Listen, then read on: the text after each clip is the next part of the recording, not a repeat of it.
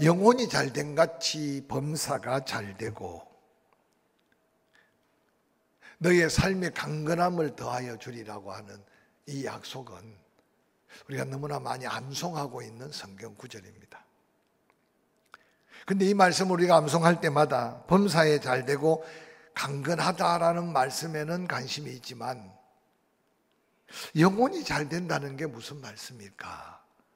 사실은 이게 가장 중요한데 이 말씀을 때때로 놓치고 살 때가 얼마나 많은지 모릅니다.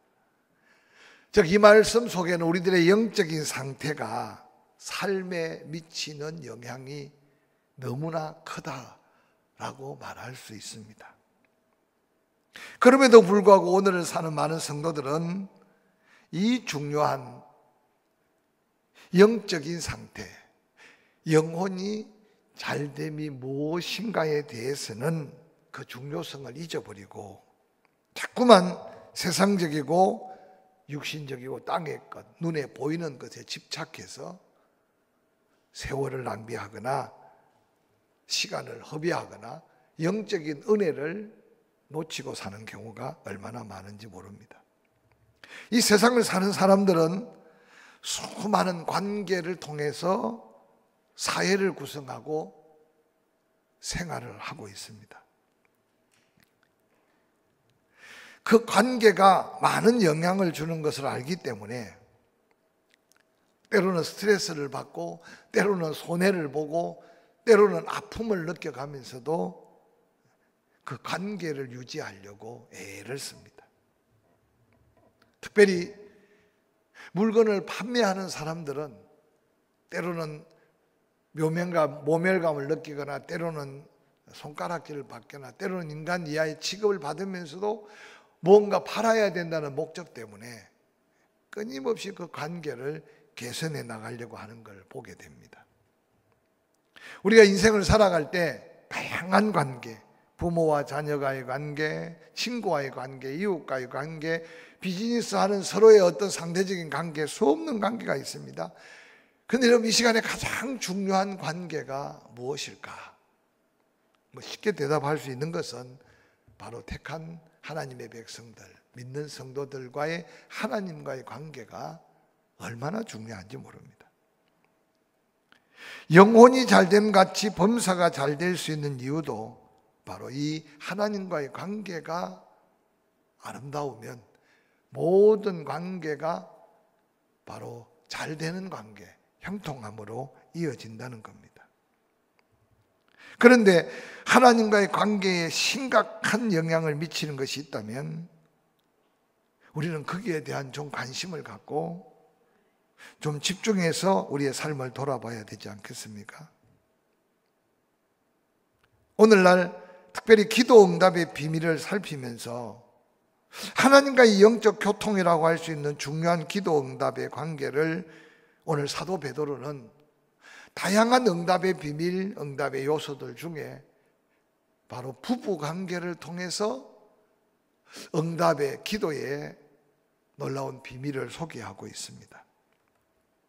특별히 부부 관계가 하나님과의 관계에 영향을 맺고 그 하나님의 관계의 아름다움이 부부 관계의 아름다움으로 이루어질 때 결론적이지만 바로 기도하는 생활, 기도의 응답에 놀라운 비밀이 된다고 사도 베드로는 가르쳐주고 있습니다.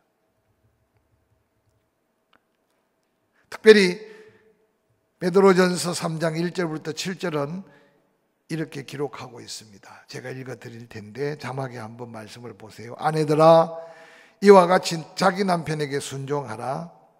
이는 혹 말씀을 순종하지 않은 자라도 말로 말미암지 않고 그 아내의 행실로 말미암아 구원을 받게 하려 함이니 너희의 두려워하며 정결한 행실을 봄이라. 너희 단장은 머리로 꾸미고 금을 차고 아름다운 옷을 입는 외모로 하지 말고 오직 마음에 숨은 사람을 온유하고 안정한 심령에 썩지 아니할 것으로 하라. 이는 하나님 앞에 값진 것이니라.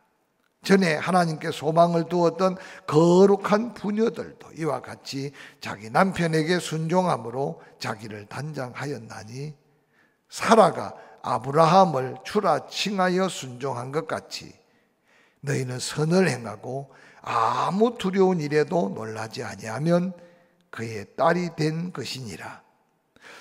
3장 7절 남편들아 이와 같이 지식을 따라 너희 아내와 동거하고 그를 더 연약한 그릇이요 또 생명의 은혜를 함께 이어받을 자로 알아 귀히 여기라.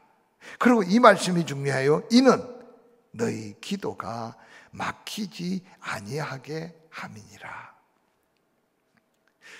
아내와 남편의 관계를 다양한 각도에서 설명하는 말씀들이 곳곳에 있어요. 그런데 오늘 이 베드로 사도는 베드로전서 3장 1절부터 7절까지 아내의 모습, 남편의 역할과 모습이 서로 아름다운 조화를 이룰 때 하나님이 약속한 바로 그 기도의 놀라운 능력을 회복하고, 기도가 막히지 않는다는 것은 우리가 기도하는 삶의 능력이 더해지고 또 우리가 기도할 때 하나님의 응답이 더해지는 응답받는 비밀이 바로 부부관계에 있다고 가르쳐주고 있습니다. 부부관계가 하나님과의 관계와 영향을 미친다는 사실을 한번 생각해 보시길 바랍니다. 여러분은 어떤 경험이 있는지 모르겠지만 주일 아침에 부부간에 한바탕 하고 예배당 가서 예배 드리는데 찬송이 저절로 되고 기도가 저절로 되고 예배가 은혜가 충만하다면 그분은 아마 초월 속에 사는 인간이든지 아니면 좀 정신을 잃고 살든지. 그런데 우리가 세상 많은 관계 중에 가장 비밀스럽고 모든 것을 공유하고 모든 것을 나누는 이 부부 관계와 하나님의 관계의 척도가 함께 영향을 미친다는 사실을 생각한다면 그리스도인들의 부부관계가 얼마나 중요한가를 오늘 베드로는 도전하고 있습니다. 오늘 3장 1절 2절은 이렇게 기록합니다. 아내들아 이와 같이 자기 남편에게 순종하라. 이는 혹 말씀을 순종치 않는 자라도, 즉 남편이 하나님 말씀을 하나님 말씀으로 이해하지 못하고 하나님을 믿지 않는 자라도 네가 몇 마디 하는 말로는 안 통하지만 그 아내의 행실로 말미암아 구원을 받게 하려 함이라. 너희의 두려워하며 정결한 행실을 보고 있다라고 베드로는 지금 권면하고 있습니다. 때때로 믿지 않는 남편을 전도하기 위해서 몸부림치는 아내들의 모습을 볼 수 있습니다. 어떤 아내는 평생 남편 신발 한 짝을 가슴에 품고 예배당에 와서 기도하고, 그것도 모르고 어느 날 요즘 같으면 뭐 구두가 2컬이 3컬이 되니까 신발 한 짝 없어도 그냥 다른 신발 신고 갈 수 있을 텐데 갑자기 어디 가려고 보니까 신발 한 짝이 없어. 그래서 가만히 보니까 자기 부인 가슴에서 그 신발 한 짝을 내려놔. 그래서 남편이 물었다는 거 아닙니까? 내 신발 한 짝을 가지고 어디 갔다 오냐고. 그래서 사랑하는 마음으로 당신이 꼭 예배당에는 가야겠는데 당신 데려갈 수 있는 능력은 안 돼서 당신 신발이라도 내가 예배당 기도하러 갈 때마다 그 신발 놓고 당신 예수 믿기로 작정하고 기도했다고. 감동받고 구원받았다는 이야기들이 종종 우리 간증으로 들려오지 않습니까? 여러분, 하나님의 말씀이 능력이 있어요. 근데 그 말씀을 바로 전할 때 들리지 않는데 바로 아내의 순종하고 착한 행실로 말미암아 남편의 마음을 하나님은 감동시키고 움직이시는 하나님이다. 역으로 남편 구원 못한 사람 자세히 보면 그 아내의 행실적 문제가, 아니 부부의 관계의 문제가 있지 않는가라고 오늘 베드로는 역으로 우리에게 도전하는 말씀을 다시 한번 돌아보면서 기도하는 사명자들, 믿고 구원받는 우리의 기도가 하나님 앞에 그대로 연락되고 상답되어 그 기도의 응답으로 남편 영혼 구원뿐만 아니라 하나님의 응답의 은혜를 덧입기 위해 아내로서의 모습을 돌아보시길 바랍니다. 뿐만 아니라 하나님 말씀도 들리지 않고 믿어지지 않아도 아내의 순종의 모습에서 하나님을 발견하고 구원을 얻게 되는데, 오늘 본문은 뭐라고 말합니까? 2절에 하나님을 두려워하기에 순결하고 깨끗하며 정숙한 아내의 선한 행실을 보고 감동을 받는다. 그래서 오늘 본문 이전에 너희의 두려워하며 정결한 행실을 봄이라라고 말합니다. 당연히 하나님이 우리의 모습을 살피죠. 그러나 믿지 않는 남편들도 아내의 그 정결한 믿음의 모습을 보고 있다. 가까이 있는 남편만 보는 게 아니고 우리 이웃이 우리를 바라보고 있고 세상이 우리를 바라보고 있고. 할렐루야. 하나님의 은혜로 사는 우리의 모습은 어떠합니까? 오늘 베드로전서 3장 3절 이하에 이렇게 말합니다. 너희의 단장은 머리를 꾸미고 금을 차고 아름다운 옷을 입는 외모로 하지 말아라. 오직 마음에 숨은 사람을 온유하고 안정한 심령에 썩지 아니할 것으로 하라. 이는 하나님 앞에 값진 것이라. 전에 하나님께 소망을 두었던 거룩한 부녀들도 이와 같이 자기 남편에게 순종함으로 자기를 단장하였나니 사라가 아브라함을 주라 칭하여 순종한 것 같이 너희는 선을 행하고 아무 두려운 일에도 놀라지 아니하면 그의 딸이 된 것이니라 라고 말합니다. 오늘 본문의 말씀 속에 아름다운 여인의 매력이 어디서 나올까요? 먼저 잘못된 단장, 잘못된 꾸밈을 오늘 지적합니다. 머리를 꾸미고 라고 말하고 있는데 그냥 머리를 꾸민다니까 파마하지 말라는 말이 아니고 염색하지 말라는 말이 아니라 초대교회 당시에 머리를 따서 갖가지 장식을 머리에 달고 다니는 모습을 바로 지적하고 있는 거예요. 금을 차고라고 하는 말은 귀에도 걸고 목에도 걸고 지나치게 화려하게 장식하고 있는 자신의 어떤 모습. 아름다운 옷을 입고라고 말했는데 여기 아름다운 옷이라는 말의 원어적인 뜻은 화려하고 값비싼 옷으로 치장하고라는 뜻이에요. 여러분 옛날에 성경시대에 뛰어나서 유럽시대도 보면 영화에 보면 여인들이 완전한 단장을 하려면 자기 혼자 옷을 못 입을 정도로 하인들이 그 옷을 입혀주고 단장하듯이 그래서 자기만을 위해 누군가가 희생하고 헌신해 가면서 자기의 화려함만을 꾸미는 것 아름다운 옷을 입고 여러분 오늘 이 머리를 꾸미고 금을 차고 아름다운 옷을 입은 여인을 상상할 수 있지 않겠습니까? 즉 속 사람은 거짓으로 속 사람은 죄악으로 속 사람은 미움으로 시기로 가득 찼는데 큰 모양만 화려하게 꾸미는 어리석은 여인을 지금 베드로는 지적하고 있는 겁니다. 그러면 오늘 사도 베드로가 이야기하는 진정 아름다운 단장은 어떤 단장인가? 3장 4절에 오직 마음에 숨은 사람을 온유함으로 안정한 심령에 썩지 아니할 것으로 단장해라. 이는 하나님 앞에 값진 것이다. 즉 하나님이 기뻐하고 하나님이 인정할 수 있는 속 사람, 영혼이 잘된 심령의 아름다운 모습을 가꾸라라고 말합니다. 전에 하나님께 소망을 두었던 거룩한 부녀들도 이와 같이 자기 남편에게 순종함으로 자기를 단장했다. 사라가 아브라함을 주라 칭하여 순종한 것 같이 너희도 선을 행하고 아무 두려운 일에도 놀라지 아니하면 그의 딸이 된 것이라고 말했습니다.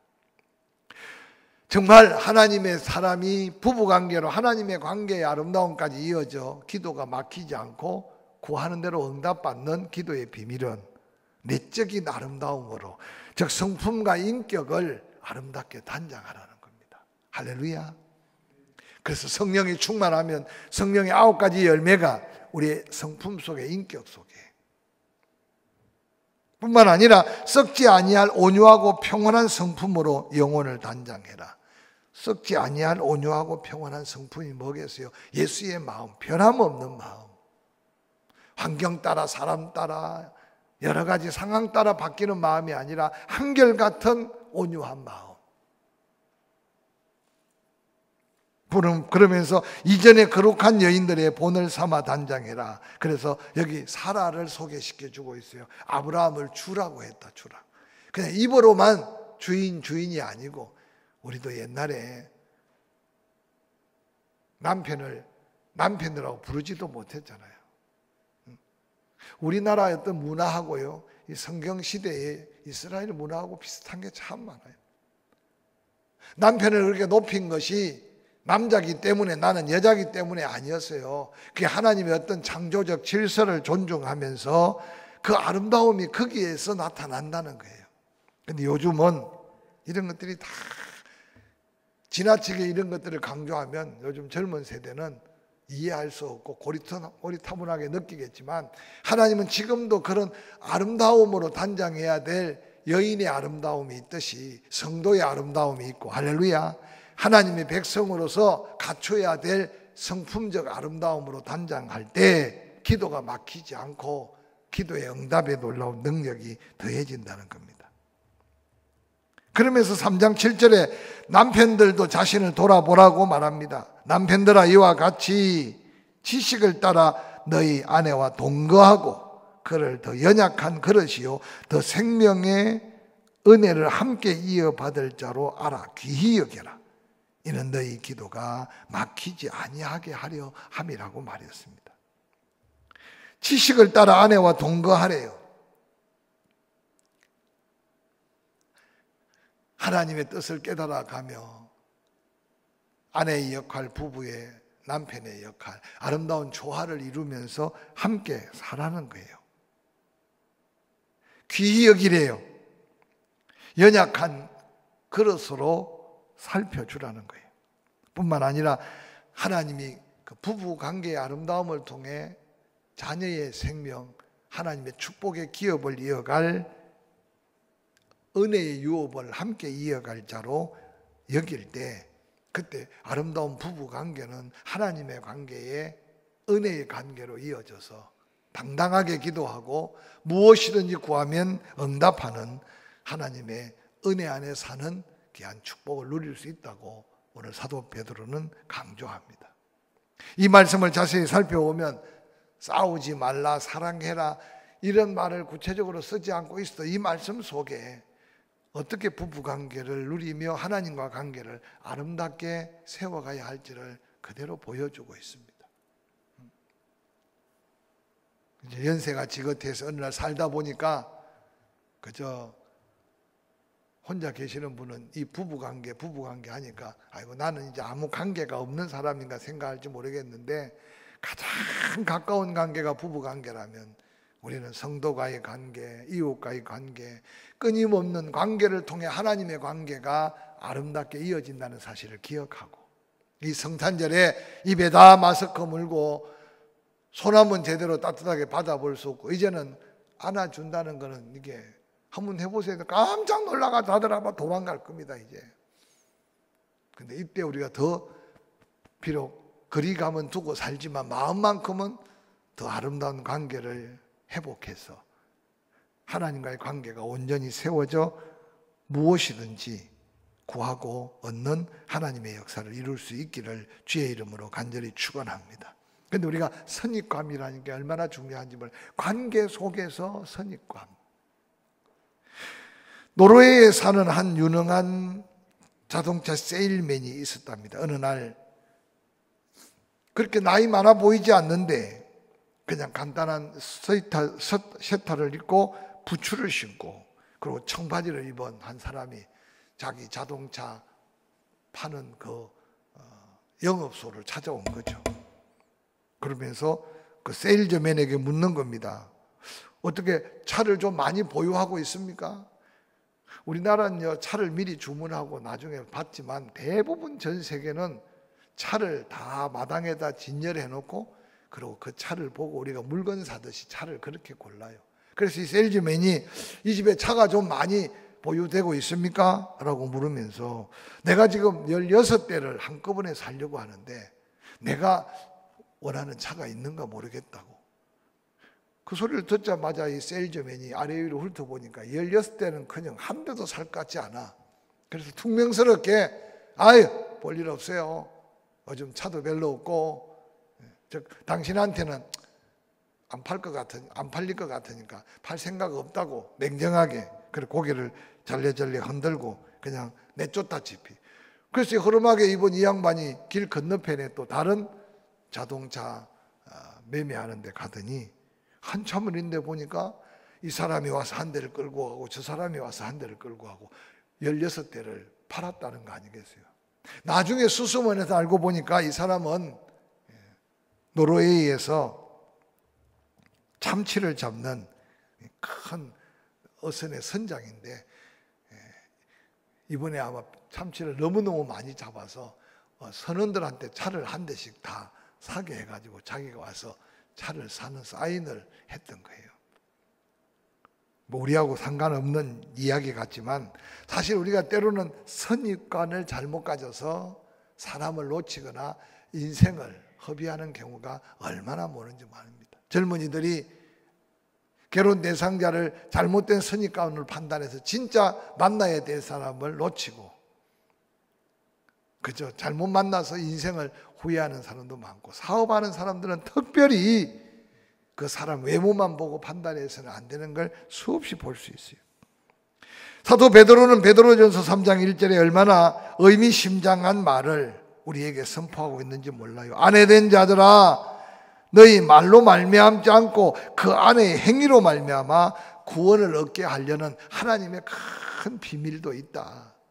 그러니까 남편 관계를 아름답게 맺어서 믿지 않는 남편이라도 하나님 앞에 구원받는 역사까지 이룰 때 너가 기도하면 하늘 문이 열리고 너가 간구하면 하나님의 응답의 기적이 일어날 수 있지 않겠느냐라고 권면하는 베드로의 이 부부관계를 통한 하나님의 은혜, 너희 기도가 막히지 아니하게 하려는 하나님의 놀라운 역사를 다시 한번 기억하게 하는 이 말씀을 한번 다시 마음에 담고 내일 하루 누구를 만나든지 올 한 해가 가기 전에 누구를 대하든지 그 만나는 사람 중에 내 입에 말 한마디, 내 따뜻한 사랑의 섬김으로 그들의 영혼을 감동시킬 수 있고 하나님의 놀라운 구원의 역사를 이룰 수 있다는, 그래서 그러한 놀라운 역사가 일어난 그 현장이 나와 하나님의 관계에 놀라운 은혜의 현장이 된다는 사실을 기억하시기를 주의 이름으로 간절히 축원합니다.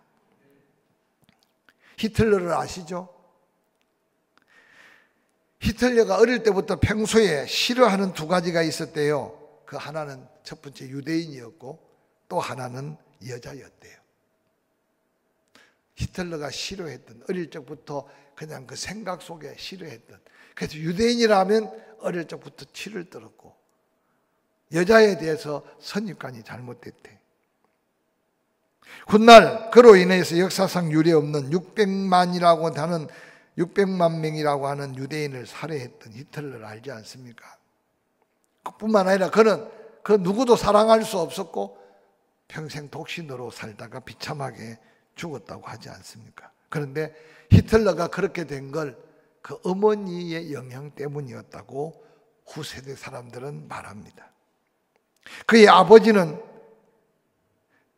행상을 하는 사람인데 물건을 해서 한번 밖을 나가면 그 물건을 다 팔 때까지 집으로 돌아오지 못했대. 그래서 어떤 때는 한 달도 걸리고 어떤 때는 2달도 걸리고, 아버지가 그렇게 물건을 떼서 팔러 간 사이에 그 어머니는 그 고독함을 견디지 못해 이웃에 사는 돈 많고 권세 있는 유대인과 불륜 관계를 끊임없이 갖고 있었대요. 어린 히틀러는 이 사실을 알고 어머니를 향해서 엄마 그러지 말라고 수없이 부탁하고 엄마를 재촉하고 했대요. 그렇게 눈물로 엄마를 붙들고 호소했는데도 결국 그 엄마는 히틀러를 버리고 가정을 깨고 그러고는 유태인과 그냥 멀리 떠나버렸다는 거예요. 어린 히틀러 마음속에 그 어머니를 잃은 상처뿐만 아니라 가정이 깨어지는 그 아픔은 훗날의 지구촌에 엄청난 가정들의 비극을 가져다 왔다고 역사는 우리에게 남겨주고 있어요. 우리가 하나님 앞에 거룩한 일을 하고 하나님의 영광을 위해 몸부림치고 때로는 우리가 순교적 각오로 십자가를 지고 복음을 전할 수도 있지만 내 가정이 먼저 온전한 구원을 이루고, 할렐루야. 그래서 그 아름다운 부부관계, 가족 간의 아름다운 관계가 하나님의 관계의 아름다움으로 이어질 때 더 많은 가정들을 그리스도께로 이끌 수 있는 하나님의 역사가 오늘 베드로전서 3장을 통해 기도 응답의 비밀, 기도가 막히지 않고 하나님과 귀한 역사를 이루는 기도 응답의 능력을 우리의 삶에서부터 회복되어 가는, 그래서 무엇이든지 원하는 대로 구하면 응답되는 기도의 능력 있는 성도들이 될 수 있기를 주의 이름으로 간절히 축원합니다.